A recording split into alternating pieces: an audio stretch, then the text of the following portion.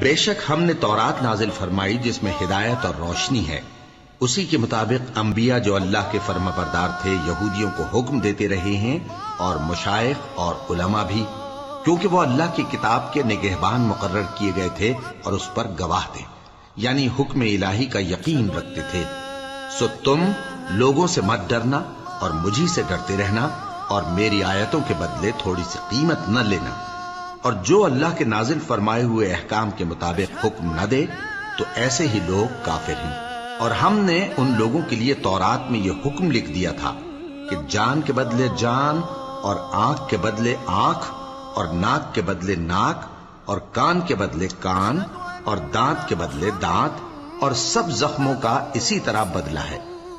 اب جو شخص بدلہ معاف کر دے وہ اس کے لیے کفارہ ہوگا،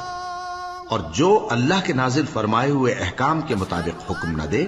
تو ایسے ہی لوگ بے انصاف ہیں۔ اور ان پیغمبروں کے بعد انہی کے قدموں پر ہم نے عیسیٰ ابن مریم کو بھیجا جو اپنے سے پہلے کی کتاب تورات کی تصدیق کرتے تھے، اور ان کو انجیل عنایت کی جس میں ہدایت اور نور ہے، اور تورات کی جو اس سے پہلی کتاب ہے تصدیق کرتی ہے، اور پرہیزگاروں کو راہ بتاتی اور نصیحت کرتی ہے۔ اور اہل انجیل کو چاہیے کہ جو احکام اللہ نے اس میں نازل فرمائے ہیں اس کے مطابق حکم دیا کریں، اور جو اللہ کے نازل کیے ہوئے احکام کے مطابق حکم نہ دے گا تو ایسے لوگ نافرمان ہیں۔ اور اے پیغمبر، ہم نے تم پر سچی کتاب نازل کی ہے جو اپنے سے پہلی کتابوں کی تصدیق کرتی ہے اور ان سب پر نگہبان ہے، تو جو حکم اللہ نے نازل فرمایا ہے اس کے مطابق ان کے درمیان فیصلہ کرنا، اور حق جو تمہارے پاس آ چکا ہے اس کو چھوڑ کر ان کی خواہشوں کی پیروی نہ کرنا۔ ہم نے تم میں سے ہر ایک ملت کے لیے ایک دستور اور ایک طریقہ مقرر کیا ہے،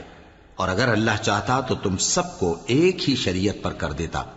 مگر جو حکم اس نے تم کو دیے ہیں ان میں وہ تمہاری آزمائش کرنا چاہتا ہے۔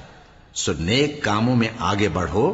تم سب کو اللہ کی طرف لوٹ کر جانا ہے، پھر جن باتوں میں تم کو اختلاف تھا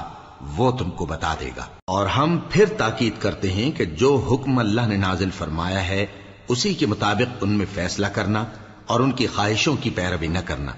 اور ان سے محتاط رہنا کہ کسی حکم سے جو اللہ نے تم پر نازل فرمایا ہے یہ کہیں تم کو بہکا نہ دیں۔